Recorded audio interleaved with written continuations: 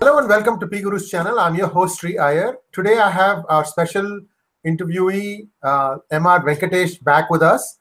MRV and I have been talking about the PNB scam. In general, we talk about issues of finance and banking and so on. And today our topic is going to be the fallout of the PNB scam. The numbers are now slowly inching up. It's I think around 12,000 odd crores now.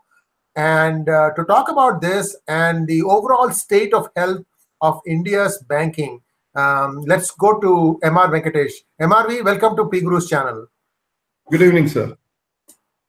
So, what is your take on this particular way in which what a group of people at Brady Street branch of PNB did to generate LOUs without the core banking system's approval? Is this a one-off incident, or is it something that's prevalent across all the public sector banks? What is your take on that, sir?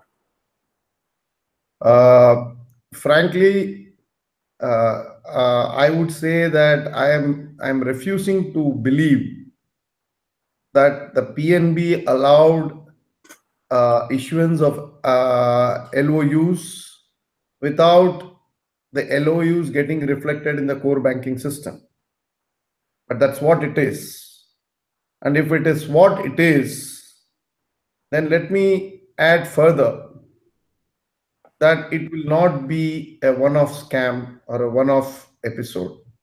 It could be somewhere in some other banks. It could be in some other branches of the PNB itself. The golden phrase is that there is never a singular cockroach. Cockroaches are always in plural. So that's a good one. So to say that there is only one cockroach in a gutter is something that I am refusing to believe. So you have to necessarily come to the conclusion, without evidence, of course, that this is not a one-off transaction. Nirav Modi is not an exception. Nirav Modi perhaps is the rule in the Indian banking system. I'm sorry, I had to mute my microphone because of some background noise here, but I'm back on. Okay, so if Nirav Modi was not an exception, but he was the rule, now, as far as we both know, the public sector undertakings are all now computerized, right? So clearly this fellow, Mr. Shetty, found a way to bypass that system. So it could be something like a software thing, installation problem, or some bug, or I really don't know what exactly happened. But now I have a bigger question, sir.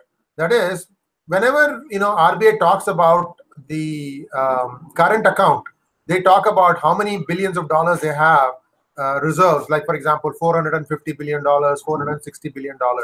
Now, how is this number computed? I can't believe that RBI itself isn't having this money. Rather, I would think that, let's say Infosys gets a payment from, say, one of its customers of, say, $10 million. It will deposit it in its own bank, and that bank in turn will report it back to RBI. And RBI is essentially tabulating the whole thing and saying, okay, we have so much reserves. Okay, that's good, as long as that money is indeed true. When an LOU happens without informing the CBS, so that means the money that was used during using this route is not going to show up as a deficit or a shortfall in your foreign reserves. Am I doing something wrong here, or is there something that's more than what meets the eye here? You are like an investigating officer who has stumbled upon something very big. And you are talking sense, and I'll explain to you why you are talking sense. The word reserves in the English language denotes something extra that you draw upon in your rainy day, right? Yeah. But the word foreign exchange reserves, now you beg, borrow, steal, whatever you do, And if the RBI has got $100 million, whether it has been begged, borrowed, or stolen, RBI will still say it's $100 million of foreign exchange reserves. Now, whether Infosys got $100 million by export of software, or whether somebody granted aid to India, or whether some FDI was routed into India, all these are of little consequences as long as the RBI holds on to $450 million or what, $1 billion of reserves. Now, how does it happen? Now, this is the overall architecture of the reserve. The reserves has two components. One is the current account, which is your exports minus imports, which is the current account trade surplus, as we call it. On top of it, you have remittances from our NRI brothers. For example, tomorrow you may be pleased with me, Mr. Iyer. You may be, as an NRI, sending me a couple of $1 million to me as a gift. So India would be richer, I will be richer also. So all these remittances goes on to add to the foreign exchange reserves of the country at the current account level. Barring 1971, barring 1 or 2 years, for the last 60 years, we have been showing current account deficit, meaning we have imported more than we have exported, and there has been a shortfall, including trade and other invisible surplus that flows into India. Our imports has been so gargantuan, thanks to our oil imports and other things. We have been showing only negative current account surplus, or what we call as current account deficit. But how do we have 450 billion? Now, we have 450 billion because foreigners have lent us money, foreigners have invested money. That is why we are an FDI dependent country. That is why we always clamor for this foreign direct investment to offset the current account deficit. So it is like selling your family silver to a foreigner to buy oil and run our gas guzzlers in this country. Long and short of it, that's a different thing. Now, as far as your specific question about foreign exchange account tallying is done, that is a very complex process called Nostro and Vostro account. Now, invariably as auditors, we are shown the legs of an bird and asked to identify the name of the bird. And that's how audit is being done. So we don't have much of a clue as to what exactly happens at the other end of the Nostro or the Vostro account. And we also very cleverly say Nostro and Vostro accounts are subject to reconciliation. That means that is the auditor's language. But if I have to translate it into simple English, this means that I have not checked Vostro and Nostro account. So this unreconciled portion goes on to add, and finally at some point in time, somebody has to pay us, what has happened in Nirav Modi's case. Now, in Nirav Modi's case, my guess, if you permit me, Mr. Iyer, I will tell you the story, which I heard it from somebody who claims to know it to first hand. That the officer, Mr. Shetty, was only asking for 1% for issuing the LOUs, and he was bribed 1%, and he was issuing LOUs at 1%. But the new man demanded 10%. Okay. That this is the rumor in banking circles, that he asked 10%, and as the negotiations were going on and people were telling, look, the old fellow was only demanding 1 and you are demanding 10, this is too costly. By that time, one LOU, elapsed, favoring Allahabad Bank, Hong Kong. And some smart elect in Allahabad Bank, Hong Kong, wrote to the monetary authority in Hong Kong, which is equivalent to our RBI, stating that we are exposed to this particular thing from India. Now, the monetary union in Hong Kong must be having a whale of a time. Here is an Indian bank, public sector bank, which has given an LOU to a public sector bank in Hong Kong, which is again an Indian-owned public sector bank, has suddenly defaulted in renewing its LOU, and the Indian arm of the Hong Kong bank, that is namely the Allahabad Bank, has come to it. What they did, they wrote to the PMO And the PMO in turn passed on the entire message to the RBI and PNB, asked for a stern action and report tomorrow morning.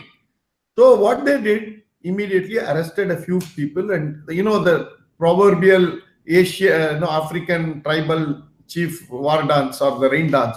So immediately a few people were arrested and all hell was broken. Now, the moot question is, what was RBI doing all these years?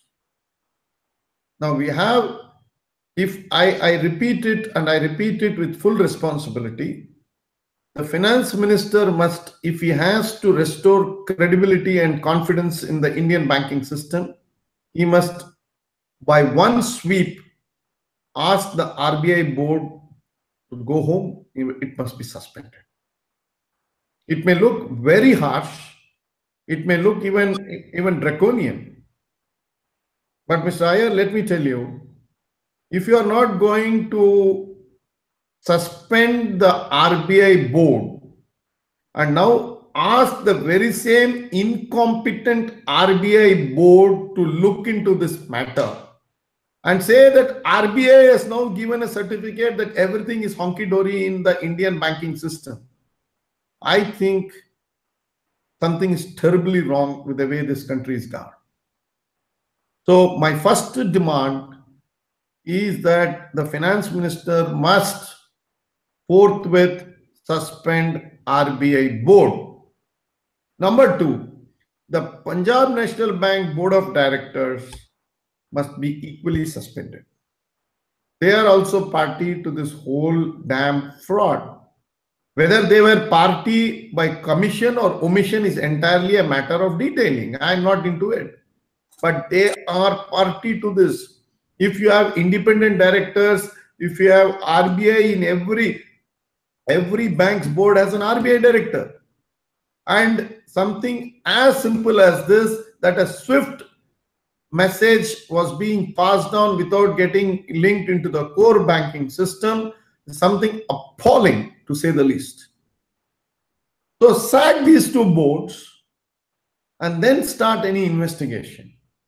If you don't sack these two boards, we are only whitewashing. And when we whitewash, the stench will come to haunt us sooner than later. That's what is going to happen.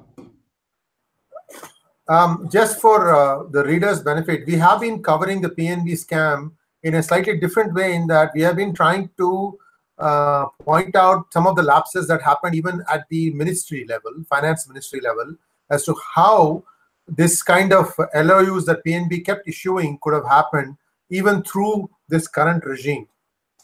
So please go through our posts in the recent few days.